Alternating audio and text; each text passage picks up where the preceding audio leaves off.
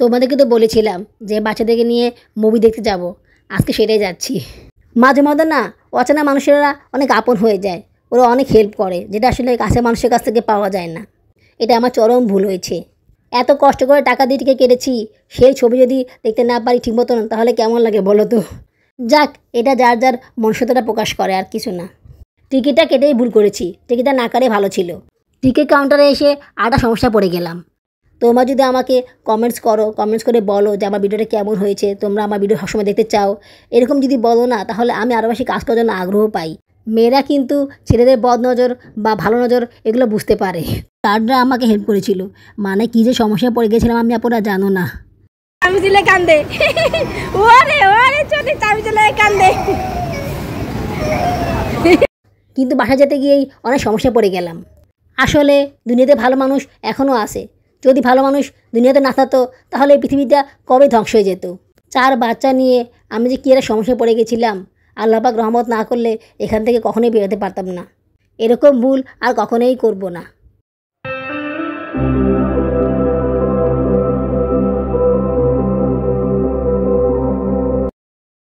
আসসালামু আলাইকুম, আমার চ্যানেল এবং পেজে তোমাদের সবাইকে স্বাগতম জানাচ্ছি।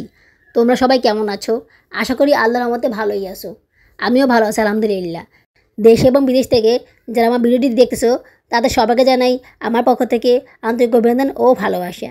নতুন আরও একটি ব্লগ নিয়ে আবার তোমাদের সামনে হাজির হলাম। কি ভাবতেছো এখন আমরা কোথায় যাচ্ছি? তোমাদেরকে তো বলেছিলাম যে বাচ্চাদেরকে নিয়ে মুভি দেখতে যাব, আজকে সেটাই যাচ্ছি। যমুনা ব্লকবাস্টারে মুভি দেখার জন্য টিকিট কেটেছিলাম। 2:50 শো দেখার টাইম। ভেবেছিলাম রিক্সা নিব, বাচ্চারা হেঁটে যেতে পারে না, ওদের কষ্ট হয়। কিন্তু রিক্সাওয়ালাদের ডিমান্ড বেশি, ওরা এখান থেকে এখানে 20 টাকা ভাড়া, ওরা 30 টাকা চায়। তাও আবার কত কাহিনী, এই কারণে আর রিক্সায় উঠলাম না। খুব বেশি হাঁটতে হয় না, একটু হেঁটে গেলেই সামনে বাস স্ট্যান্ড পড়ে। কিন্তু সাউদাকে নিয়ে হাঁটা অনেক মুশকিল হয়ে যায়, ও এদিকে চলে যায়। জায়ান সারাও সাউদাকে আটকে যেতে পারে না, দেখো না কি করতেছে ও। জুনেনাকে আমি কোলে নিয়ে হাঁটতেছি, সাউদাকে নিয়ে হাঁটা সম্ভব নয়, কারণ এক হাত দিয়ে জুনেনাকে সামনে রাখা অনেক কষ্টকর হয়ে যায়। তাই ওদেরকে বলেছিলাম সাউদাকে সামলে নিয়ে যাও, তোমরা সাউদাকে ধরে ধরে নিয়ে যাও, আমি পিছনে আসি। নতুন জুতাটা আজকে পরে বের হলাম, যেটা বাবুরবু কিনে দিয়েছে। আমি যেটা কিনেছিলাম সেটা পরে আর বের হওয়া যাবে না, সেটা পরে অবস্থা খারাপ হয়ে গেছে আমার পায়ের। বিস্কিট কালার জামাটা কেনার সময় খুব পছন্দ হয়েছিল, কিন্তু ওটার সাথে সবুজ কালারটাও ছিল। আমার আসলে ওটা নেওয়া দরকার ছিল, তাহলে খুব বেশি ফুটে উঠতো আমার চেহারার সাথে। আমি যে জামা পরেছি সেই জামা ফুটে ওঠে না, মানে ভিডিও করার পরে দেখি যে আমি কি পরেছি এটা ঠিকভাবে বোঝাই যায় না যে এটা কী কালারের জামা বা এটা দেখতে কেমন, মানে স্পষ্টভাবে ফুটে উঠছিল না। শিশু মেলায় যে ঘুরতে গিয়েছিলাম, শিশু মেলা ভিডিওগুলোতে দেখলাম কী অবস্থা। আমি এত সুন্দর একটা জামা পরেছি সেটা আসলে ফুটে উঠছিল না, মানে মনে হচ্ছিল যে সাদা কালো জামা পরেছি। দূর থেকে দেখলে এরকম মনে হয়, কাছ থেকে দেখলে যে খুব বেশি পার্থক্য দেখা যায় এরকম কিন্তু না, সেম সেমই লাগে। আমি এইদিকে সামনে হেঁটে হেঁটে যাচ্ছি আর বাচ্চারা পেছন দিকে হেঁটে হেঁটে আসতেছে। তো আমি পিছনে ফিরে তাকিয়ে দেখি একটা মহিলা সাদাকে কোলে নিয়ে আসতেছে। তো ওইটা দেখার পরে তো আমি অবাক হয়ে গিয়েছিলাম। মহিলাটা অনেক ভালো, উনি আমার বাচ্চাদেরকে রাস্তা পার করে দিয়েছেন। আমি জায়ানকে হাতে ধরে নিয়েছি আর উনি সায়রা আর সাউদাকে নিয়ে রাস্তা পার হয়েছেন। মাঝে মধ্যে না অচেনা মানুষেরা অনেক আপন হয়ে যায়, ওরা অনেক হেল্প করে, যেটা আসলে কাছের মানুষের কাছ থেকে পাওয়া যায় না। আমরা বাসের জন্য অপেক্ষা করতেছি, অসীম বাসে উঠবো। অসীম বাস সরাসরি জনহিতবাকে নামিয়ে দিবে। 2:50 শো আর আমরা বেরোচ্ছি 2টা বাজে, মানে কী যেটা বোকামি করলাম আমি ভেবেছিলাম 2:50 তো অনেক পরে, প্রায় 3টা বাজে, তাই নাস্তা খেয়ে চাটা খেয়ে আসে দিলে রেডি হলেই হবে। কিন্তু এটা করতে গিয়ে যে এত দেরি হবে এটা ভাবতে পারিনি।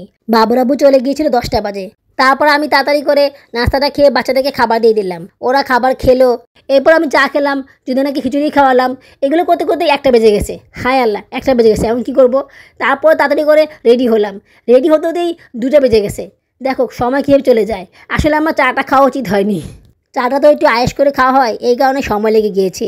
তাছাড়া আমি সকালবেলা রুটি বানিয়েছিলাম, আমার জন্য পরোটা বানিয়েছিলাম, এগুলো করতে গিয়েই অনেক সময় লেগে গিয়েছিল।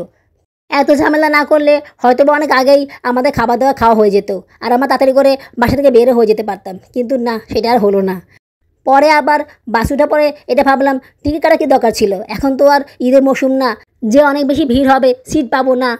এখন তো অনেক সিট থাকবে, তো টিকিটটা না কাটাই উচিত ছিল, সেটাই ভালো হতো। আমরা যখন যেতাম তারপরে সেটা দেখতাম, দেরি হলে দেরি করে দেখতাম, কিন্তু আমাদের দেখা তো হতো। কিন্তু এখন সেটাও হচ্ছে না। আমরা 2:40 বাসে উঠেছি, অলরেডি 3টা বেজে গিয়েছে, মানে আমাদের শো শুরু হয়ে গিয়েছে। কখন যে পৌঁছাবো আল্লাহই জানে। এত দূরে জার্নি আমার আসলে হিসাব করে বের হওয়া উচিত ছিল, একটু আগে বের হওয়া উচিত ছিল, যেটা আমি করিনি। এটা আমার চরম ভুল হয়েছে। এত কষ্ট করে টাকা দিয়ে টিকিট কেটেছি, সেই ছবি যদি দেখতে না পারি ঠিক মতন তাহলে কেমন লাগে বলো তো। কালকে রাতে এই টিকিট কাটতে গিয়ে অনেক ঝামেলা হয়েছিল। রাতের বেলা সব কাজ সেরে বাসাতে বের হয়েছিলাম বিকাশে টাকা ভরতে। তো আমি বিকাশে 550 টাকা ভরে নিয়ে এসেছিলাম। আসার পরে বাসায় এসে অনলাইনে টিকিট কাটতে গিয়ে দেখি যে আরও 8 টাকা লাগবে, মানে ওরা ভ্যাটটাও ধরেছে। আমি স্টার সিনেপ্লেক্সের যতগুলো শোরুমে মুভি দেখেছিলাম কোনো জায়গায় ভ্যাট লাগেনি, কিন্তু এই জায়গাতে ভ্যাট লাগতেছে। মানে আমার কাছে খুব অবাক লেগেছিল ব্যাপারটা, যে ভ্যাট লাগবে কেন, অন্য জায়গাতে ভ্যাট লাগেনি।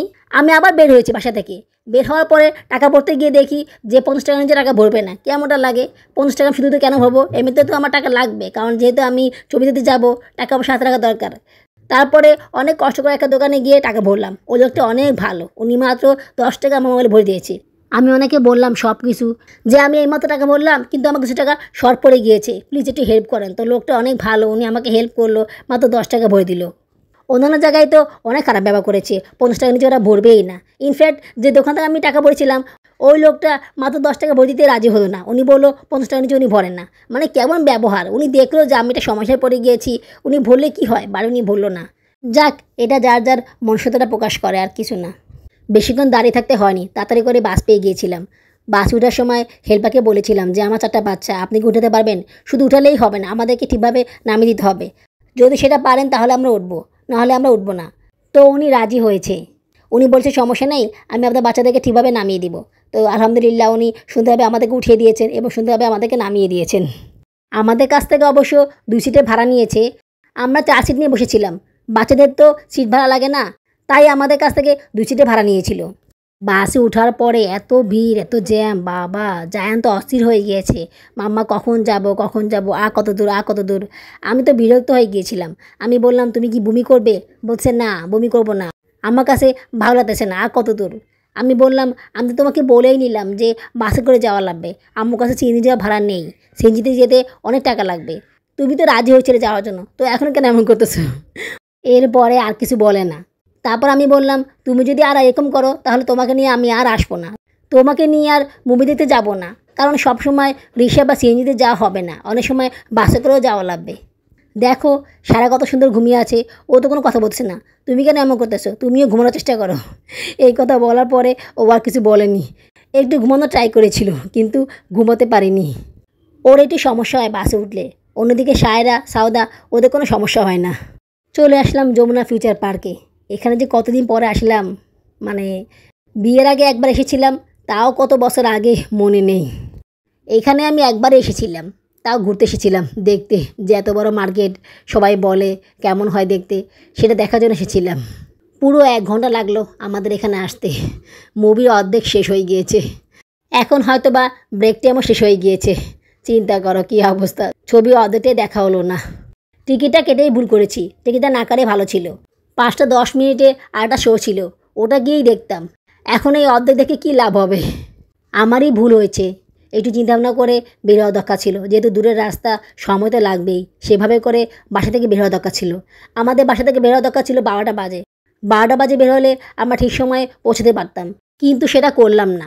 ইনফ্যাক্ট নাস্তা খাওয়ারও দরকার ছিল না, নাস্তা সব ব্যাগে ভরে নিয়ে যেতাম, এখানে এসে খেতাম, সেটাই ভালো ছিল। কী বলো তোমরা? এসিতে বসে আরাম করে খাবার খেতে পারতাম, বাচ্চারাও আরাম করে খেতে পারতো। এখন রেস্টুরেন্ট ছিল না, কেন যে ভুলটা করলাম আমার শিক্ষা হয়ে গেছে, আমি আর কখনো এরকম ভুল করব না। টিকিট কাউন্টারে এসে আরেকটা সমস্যা পড়ে গেলাম। আমি তো টিকিট কেটেছিলাম একটা, কিন্তু ওরা বলতেছে টিকিট লাগবে 2টা, মানে বাচ্চাদের জন্য টিকিট আরেকটা লাগবে।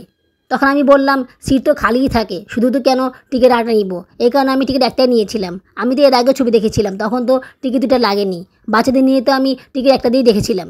ওরা বললো না এটা হবে না, টিকিট আরেকটা লাগবে, আমাদের এখানে এই সিস্টেম নেই। শুনে খুব অবাকই হলাম। স্টার সিনেপ্লেক্সে এই সমস্যা কখনো পড়িনি, কিন্তু এখানে এসে সমস্যায় পড়লাম। স্টার সিনেপ্লেক্সে ওরা বাচ্চা সহ আমাদেরকে ভিতরে ঢুকতে দিয়েছিল, কোনো সমস্যা হয়নি, কিন্তু এইখানে সমস্যা হবে কে জানতো। যাই হোক, অনেক রিকোয়েস্ট করার পরে ওরা রাজি হলো। বললাম ছবি তো অর্ধেক শেষ হয়ে গিয়েছে, বাচ্চাতে দেখার জন্য আবার কেন টিকিট কাটবার একটা, এতে তো আমাদের লসই হবে, তাছাড়া আমার কাছে তো টাকাও নেই। ভিতরে তো সামনে অনেক সিট খালি থাকে, সেখানে আমরা বসে যাব, সমস্যা হবে না। এইভাবে করে বলাতে ওরা রাজি হলো আর বলতেছে পরবর্তীতে কিন্তু এটা অনার করা হবে না। আমি মনে মনে বলতেছি আর তোমাদের এখানে আমি আসতেছি, তোমাদের এখানে আমি আর কখনোই আসবো না বাচ্চাদেরকে নিয়ে। ছবি দেখা শেষ হয়ে গেল। সায়রা তো কান্নাকাটি করা শুরু করে দিয়েছে, বলতেছে আম্মু ছবি আরও দেখবো আরও দেখবো। আমি বলতেছি না মা, ছবি আর দেখা লাগবে না, ছবি শেষ হয়ে গিয়েছে, আবার একদিন দেখো। জায়ানেরও একই অবস্থা। ছবি দেখার মাঝখানে জায়ান বলতেছে আম্মু পপকর্ন খাবো, পপকর্ন দাও। আসলে এত ঝামেলার কারণে পপকর্ন কেনাই হয়নি। আর এখন তো ছবি দেখাও প্রায় শেষ হয়ে গিয়েছে, পপকর্ন কিনে লাভ কি, এই জন্য আর কিনিনি। হায় রে তাণ্ডব ছবি, এত চেষ্টা করলাম দেখার জন্য, কিন্তু কপাল খারাপ, দেখাই হলো না। ওটিটিতেও দেখা হবে কিনা সন্দেহ। শুনেছিলাম ছবিটার গল্পটা নাকি অনেক সুন্দর হয়েছে, তুফানের মতন গল্প হয়নি, তাই দেখার জন্য একটু বেশি আগ্রহ হয়েছিল। পরে ইনসাফ ছবিটাও দেখা খুব ইচ্ছা ছিল, কিন্তু সেটাও দেখা হলো না, আর দেখাও হবে না। ছবিটা খুব বেশি নাম করেনি, এটা ফ্লপ গেছে। ভেবেছিলাম তাণ্ডবের পরে ইনসাফ হিট করবে, কিন্তু সেটা করেনি। উৎসব মুভিটা ভালোই হয়েছে, ছবিটা অনেক সুন্দর। আমি অবশ্য ফার্স্ট পার্ট দেখিনি, তবে সেকেন্ড পার্ট দেখে যা বুঝলাম ছবিটা আসলে অনেক সুন্দর হয়েছে। এটা ওটিটিতে গিয়ে দেখে নিব, হলে দেখার মতো ছবি এটা না। মানে এটাতে খুব বেশি মারপিট, লাউড আওয়াজ, দাঙ্গা মারামারি এগুলো নেই। এটা আসলে একটা সামাজিক ছবি, জীবনভিত্তিক ছবি। ছবিটা অনেক সুন্দর হয়েছে, ফ্যামিলি নিয়ে হলে দেখার মতো ছবি। কিন্তু বারবার যে হলে গিয়ে দেখতে হবে বা হলে গিয়ে না দেখলেই হবে না, এরকম মুভি নয়। তবে ছবিটার কাহিনিটা অনেক সুন্দর, আমার কাছে অনেক ভালো লেগেছে। ওটিটিতে ফার্স্ট পার্ট আর তাণ্ডব মুভিটা দেখে নিব, দেখি কবে দেখা যায়। মোবাইলে টাকা ভরতে হবে, তারপরে আবার চোরকি ইনস্টল করতে হবে, এরপরে দেখতে হবে। বাচ্চারা তো খুব আপসেট হয়েছিল, কী দেখছিল ওরা ছবি ভালোভাবে দেখতে পারলো না, এটা নিয়ে ওরা খুবই দুঃখী। আমি ওদেরকে বোঝালাম যে ডিসেম্বরে শাকিব খানের ছবি আসবে সোলজার, ওটা আসলে তোমাদেরকে দেখাবো। এটা বলার পরে ওদের মনটা একটু ভালো হয়ে গিয়েছে। জায়গাটা অনেক সুন্দর, হাঁটার মতো অনেক স্পেস আছে, ভিড়ও কম। ব্লকবাস্টারের ভিতরটা এত বড় হবে ভাবতে পারিনি। স্টার সিনিপ্লেক্সের ব্লকবাস্টারের ভিতরটা এত বেশি বড় না, একটু ছোট, কিন্তু যমুনা ফিচারের ব্লকবাস্টারের ভিতরটা অনেক বড়। হাঁটার জন্য অনেক স্পেস পাওয়া যায়, আর দেখতেও অনেক ভালো লাগে। দেখো আমাকে কেমন লাগতেছে। আমি যে জামা পরেছি এটা কি বোঝা যায় বলো? কী কালার জামা পরেছি সেটাও বোঝা যায় না, ডিজাইন তো বাদই দিলাম। অথচ জামাটা সামনে থেকে দেখতে অনেক সুন্দর লেগেছিল। জামাটা আসলে অনেক সুন্দর, কিন্তু পরার পরে আসলে অতটা সুন্দর লাগতেছিল না। বিশেষ করে ছবি তুললে বা দূর থেকে ভিডিও করলে জামা কিছুই বোঝা যায় না। এর পরবর্তীতে জামা কিনলে একটু দেখে শুনে বুঝে জামা কিনবো, ঠাস করে পছন্দ হলেই কিনবো না, একটু বুঝে শুনে কিনবো, যাতে করে পরবর্তীতে এই সমস্যায় না পড়ি। পড়লে যাতে বোঝা যায় যে আমি কী জামা পরেছি। আমার প্রিয় লক্ষ্মী আপুরা, তোমরা যারা এখন পর্যন্ত আমার ভিডিওটি দেখতেছো কিন্তু একটা লাইক করোনি, তারা প্লিজ একটা লাইক করে দিও। লাইক করে দিলে কাজ করার উৎসাহ অনেকগুণ বেড়ে যায়।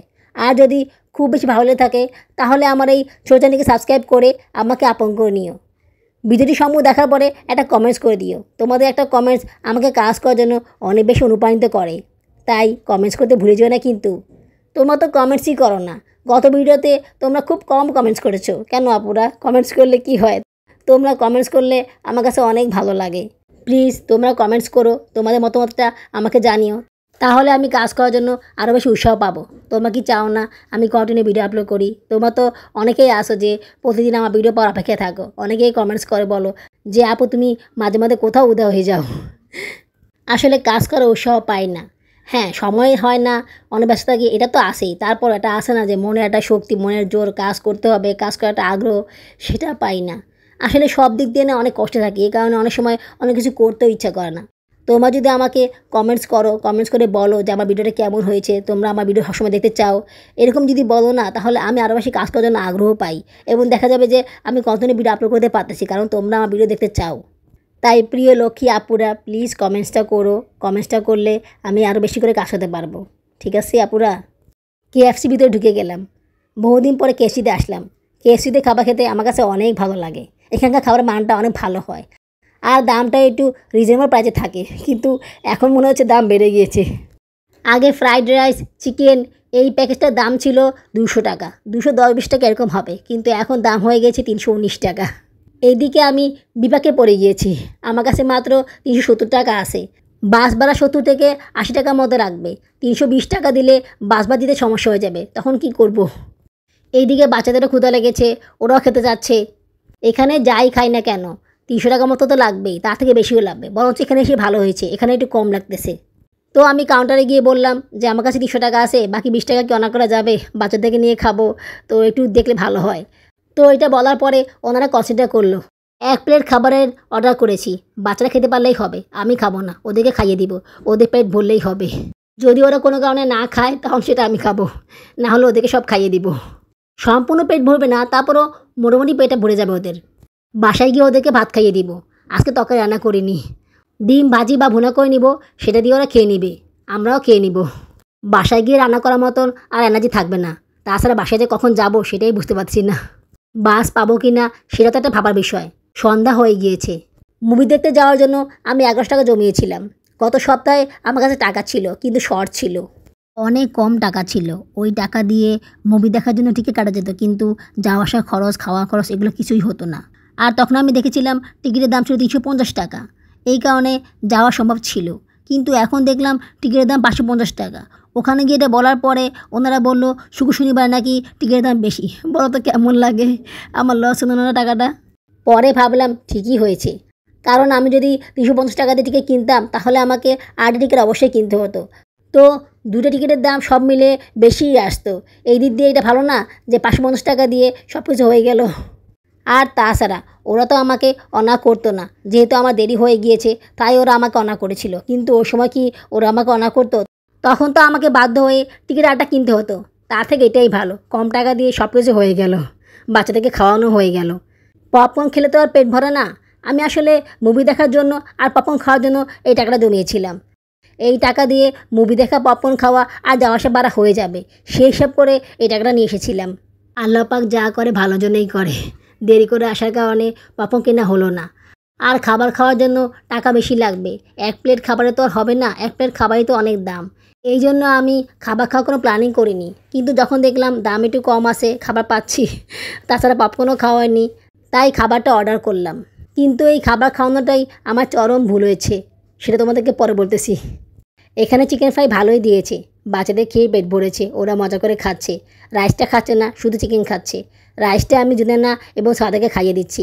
সাউদা কয়েক চামচ খেয়েছে, তারপর আর খাচ্ছে না। জুদেনা অল্প একটু খাওয়ার পরে কাশি দেওয়া শুরু করে দিয়েছে, তাই ওকে আর দিলাম না। জায়ান সারাকে কয়েক চামচ দিলাম, তারপর বাকিটুকু আমিই খেয়ে নিলাম। আর চিকেনও কিছু বাকি ছিল, সেগুলোও আমি খেলাম।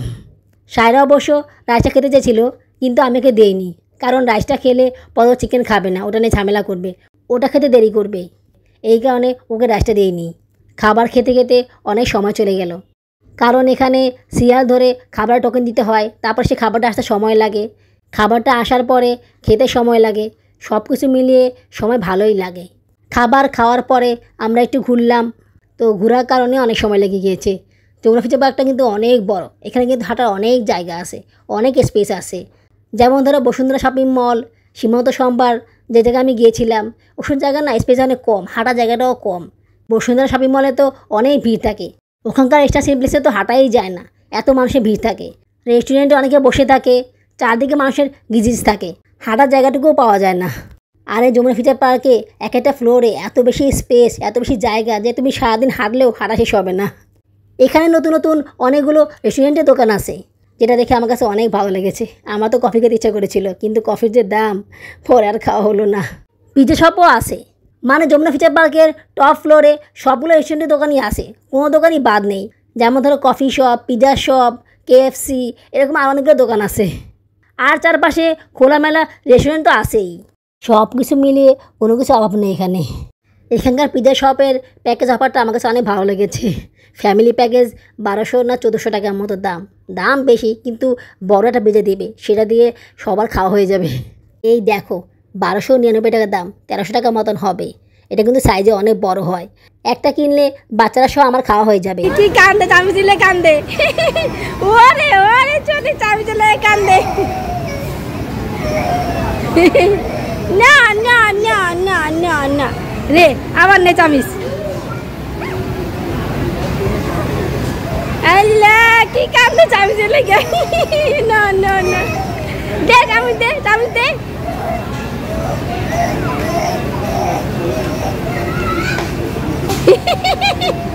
দেখেছো জুনেনার কি কান্না, রাইসের চামিচটা ওর হাতে ছিল, তো এটা বাচ্চারা নিলেই ও কান্নাকারি করে ফেলে মানে কি কান্না, ফুপি ফুপি কীভাবে করে কান্না করে আল্লাহ।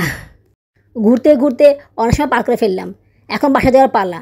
কিন্তু বাসা যেতে গিয়েই অনেক সমস্যায় পড়ে গেলাম। আমরা নিচে নামার জন্য লিফটে উঠেছিলাম, কিন্তু সেই লিফট থেকে আমরা আগেই নেমে পড়েছিলাম। আসলে টপ ফ্লোরটা তো খুব বেশি উপর নয়, 4তলা কি 5তলা এরকম হবে। তো আমি ভেবেছিলাম যে আমরা চলে এসেছি, আর নেমে গিয়ে দেখি আমরা 3তলা চলে এসেছি। তো তখনই আমাদের আবার লিফটেরও দরকার ছিল, আমরা সেটা করিনি। আমরা এসকেলেটর দিয়ে নামতে গিয়েছিলাম, তো সেক্ষেত্রে অনেক সমস্যা হয়ে গিয়েছিল। জায়ান ভয় পায়, সায়রা ভয় পায়, সাওদাকে কোলে নিয়ে যাওয়া লাগে, যদি না কোলে মানে কীভাবে ওদেরকে নিয়ে নামবো, খুব সমস্যায় পড়ে গিয়েছিলাম। তারপরে কিছু লোক হেল্প করলো, ওরা জায়ান সাদাকে নিয়ে নামলো, সাওদাকে একজন কোলে নিল। এভাবে করে আমরা এসকেলেটর দিয়ে নিচে নামলাম।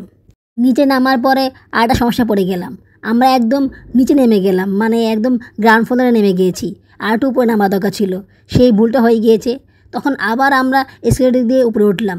এই ক্ষেত্রে গার্ডরা আমাকে হেল্প করেছিল, মানে কী যে সমস্যায় পড়ে গিয়েছিলাম আমি আপনারা জানো না।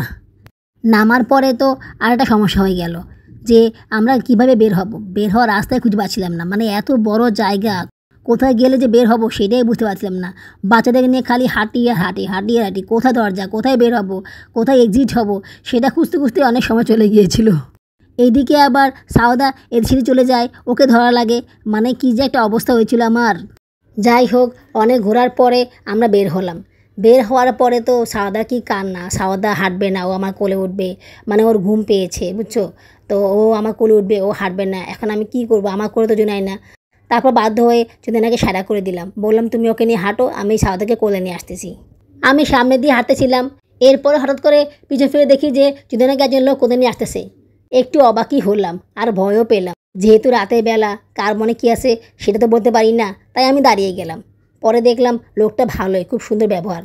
মেয়েরা কিন্তু ছেলেদের বদ নজর বা ভালো নজর এগুলো বুঝতে পারে, তো আমি সেটা বুঝতে পেরেছিলাম। ওই লোকটা বাচ্চাদেরকে রাস্তা পার করে দিল, আমরা রাস্তা পার হলাম। রাস্তা পার হওয়ার পরে বিপদে পড়ে গেলাম, বাস পাচ্ছি না। অনেক বাস যাচ্ছে কিন্তু কোনো বাসই খালি নেই, প্রত্যেকটা বাসই ভরা। আর অনেক বাসই দাঁড়াচ্ছিল না, মানে কী যেটা সমস্যায় পড়ে গেলাম, আমি খুব ভয় পেয়ে গেছিলাম কীভাবে বাসা যাব, রাত হয়ে গেছে, মানে খুব টেনশনে পড়ে গিয়েছিলাম। এদিকে আমার কাছে টাকা নেই যে আমি সিএনজিতে করে যাব। তারপরও সিএনজি ভাড়া করেছিলাম, 300 টাকা নিচে তো ওরা যাবেই না, 300 টাকা দেওয়াই লাগবে। সেই 300 টাকা আমি কোথায় পাবো? পরমুহূর্তেই মনে হলো আমি কি ভুলটা করলাম। আমার তো এটা বোঝার দরকার ছিল যে সন্ধ্যার পরে বাস পাওয়া যায় না, আমি কিভাবে এই বোকামিটা করলাম। আমার কাছে টাকা ছিল, সেই টাকাটা দিয়ে আমি বাচ্চাদেরকে খাইয়ে দিলাম। সেই টাকাটা আমার কাছে থাকলে এখন আমি সিএনজিতে করে বাসা যেতে পারতাম।